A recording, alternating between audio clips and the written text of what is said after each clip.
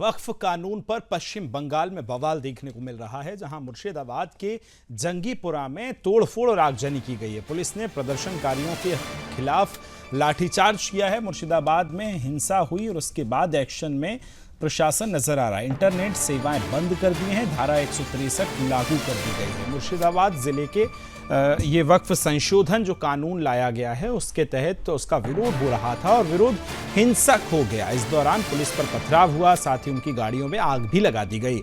कई जगहों पर तोड़फोड़ की गई। घटना जंगीपुरा थाना इलाके के राष्ट्रीय राजमार्ग 12 पर हुई।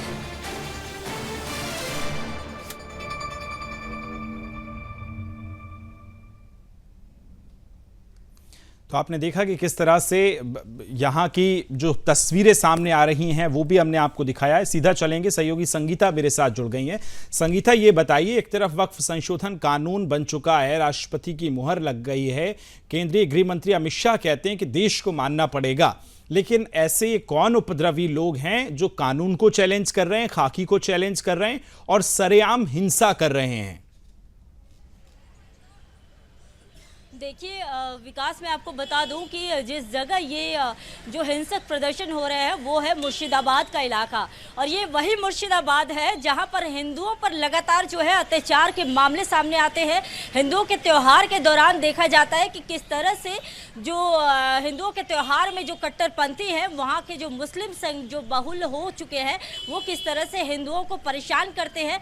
और इसी दौरान आप देखिए कि कल से परसों रात से ही जो देखा जा रहा है, परसों पहले हमने देखा कि किस तरह से जो स्टेशन में जो घेराबंदी की गई, ट्रेनों को रोका गया, आवाजाही ट्रेनों की रोकी गई। उसके बाद देखिए कि आप किस तरह से जो हिंसक प्रदर्शन जो कल से देखी जा रही है, जब पुलिस इसको रोकने के लिए जाती है, आंसू गैस के गोले छोड़े जाते हैं, लेकिन उसके बाद यह हिंसक प्रदर्शन और ज़्यादा तीव्र हो जाता है। पुलिस की गाड़ियों को आग लगा दिया जाता है और देखिए रास्ते के किनारे खड़ी कई गाड़ियों को जला दिया जाता है। तो इसके बाद जो है प्रदर्शन होने के बाद पुलिस ने कई लोगों को गिरफ्तार भी किया है, लगभग 19 लोगों की गिरफ्तारी की गई है। लेकिन वहीं इस मामले में आप देखिए कि राज्यपाल ने साफ कहा है ये संसद का कानून है और इसे हर किसी को मानना पड़ेगा।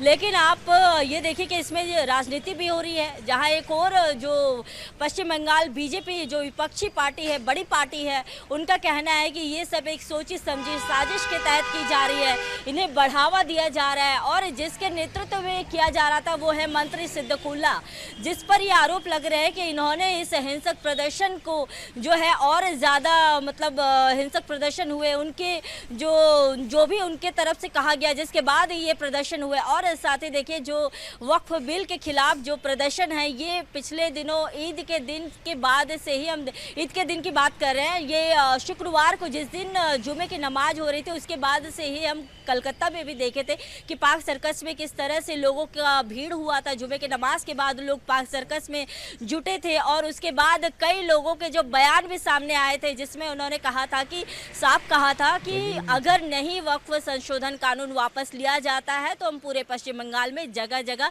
प्रदर्शन करेंगे, हर जगह शाहीन बाग बना देंगे, वक्फ कानून बिल वापस लेना ही पड़ेगा। ऐसा ही देखिए धमकी दी गई थी एक तरह से पश्चिम बंगाल में, लेकिन सरकार की तरफ से अगर हम कहें तो सरकार की तरफ से अभी भी कोई भी इस पर प्रतिक्रिया नहीं आई है। विकास जी बिल्कुल संगीता, और नजर बना के रखिएगा, आप अपडेट्स लेते रहेंगे। फिलहाल बहुत बहुत शुक्रिया।